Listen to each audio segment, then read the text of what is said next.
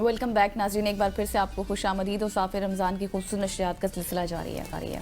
بالکل ایسے ہی ہے، اور جس طرح ویلکم کہا ہے غزل نے، تو کیونکہ روزے کا وقت قریب ہے اور یہ ویلکم اسی طرح کا ویلکم ہوتا ہے روزے کے قریب۔ خواتین حضرات، قصص الانبیاء کی بات جب بھی کرتے ہیں، قصص الانبیاء کا جب ذکر ہوتا ہے تو پھر نبیوں کی کہانی ہم آپ کو سناتے ہیں۔ کل جو ہم کہانی سنا رہے تھے حضرت شمویل، جنہوں نے اپنی قوم کے کہنے پہ طالوت کو ایک بادشاہ مقرر کیا تھا۔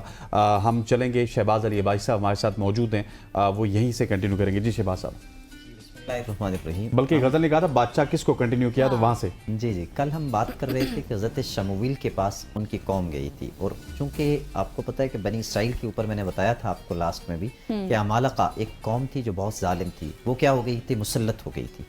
اب حضرت شمویل کی جو قوم ہے اس نے مطالبہ کیا تھا کہ کسی کو ہمارے اوپر جو ہے وہ کیا کریں، بادشاہ مقرر کریں۔ اس کی وجہ کیا تھی کہ حضرت شمویل جو ہے وہ ضعیف العمر ہو چکے تھے، ان کی عمر جو ہے وہ زیادہ ہو چکی تھی۔ تو حضرت شمویل سے انہوں نے مطالبہ کیا کہ جب آپ بادشاہ مقرر کریں گے تو پھر کیا ہوگا، پھر یہ ہوگا کہ ہم جو ہے یہ جو ظالم ہیں ان کے خلاف کیا کریں گے، جہاد کریں گے۔ ملکا نقاتل فی سبیل اللہ کے لفظ سے کہ ہم اللہ کے راستے میں جہاد کریں گے۔ تو حضرت شمویل نے کہا کہیں ایسا نہ ہو کہ بادشاہ مقرر ہو جائے اور تم جہاد سے مکر جاؤ، جو کہ بنی اسرائیل کے سابقہ روش یہی تھی کہ جو ان کو جو کام کرنے کا کہا جاتا تھا وہ اس سے مکر جاتے تھے۔ تو اچانک اللہ رب العزت کی طرف سے حضرت شمویل کے اوپر وہی آئی کہ کل صبح جو تمہارے سامنے سے گزرے گا وہی اس قوم کا بادشاہ ہوگا۔ ٹھیک ہے، صبح جو ہے حضرت شمویل کے سامنے سے گزرے طالوت۔ اب طالوت کا بڑا عجیب سا واقعہ ہے، میں ان کا تعارف کروانے سے پہلے ایک بات آپ کو بتا دوں، طالوت بنیادی طور پہ کس مقصد کے لیے نکلے تھے اور یہ تھے کون؟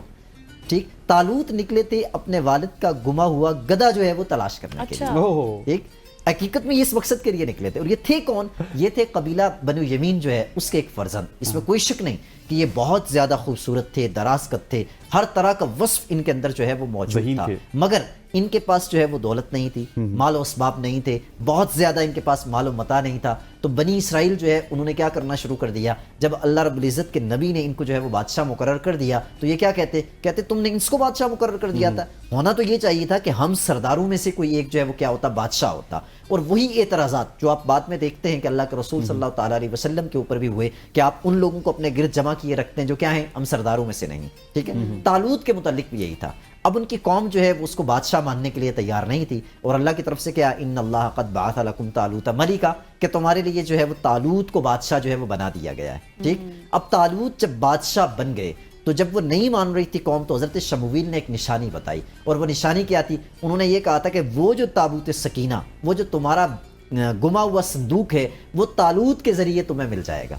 اب میں تھوڑا سا اس کی وضاحت کر دیتا ہوں کہ وہ صندوق گما کیسے تھا، جس کو تابوت سکینہ قرآن نے کہا، وہ کیسے گما تھا۔ ان یاتیکم التابوت فیہ سکینۃ من ربکم، یہ کہا ہے قرآن نے، وہ گما کیسے تھا۔ جب عمالقہ نے جو ہے وہ حملہ کیا ان کے اوپر، بنی اسرائیلیوں کے اوپر، تو ان کو تباہ کر دیا اور وہ صندوق اپنے ساتھ لے کر چلے گئے۔ اب اس صندوق کی برکت دیکھیے کیا عجیب تھی، وہ لے کے گئے، جا کے انہوں نے جو ہے وہ بت خانہ، ایک تہ خانہ تھا، اس کے اندر بت تھے، بت کے نیچے جو ہے وہ روزانہ اس صندوق کو رکھتے، صبح آتے صندوق اوپر ہوتا اور بت نیچے ہوتا۔ اچھا، وہ روزانہ کئی دنوں تک یہی عمل وہ دہراتے رہے، بالآخر وہ اس سے تنگ ہو گئے، انہوں نے تنگ ہو کر قریب کی بستی میں اس صندوق کو بیچ دیا۔ جب وہ صندوق اس بستی میں گیا تو وہاں طاعون کی وبا پھیل گئی۔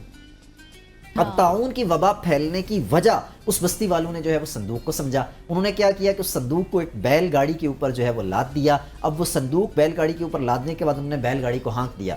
بھائی صاحب یہیں پہ آپ بریک لگائیے گا۔ خواتین و حضرات، اس وقت راول پنڈی، اسلام آباد اور لاہور میں افطار وہ چاہتا ہے، ہمیں بھی تھوڑی سی اجازت دیجیے گا اور آپ بھی افطار انجوائے کیجیے گا۔ افطار کے بعد ملاقات ہوتی ہے، اسٹے وتھ اس۔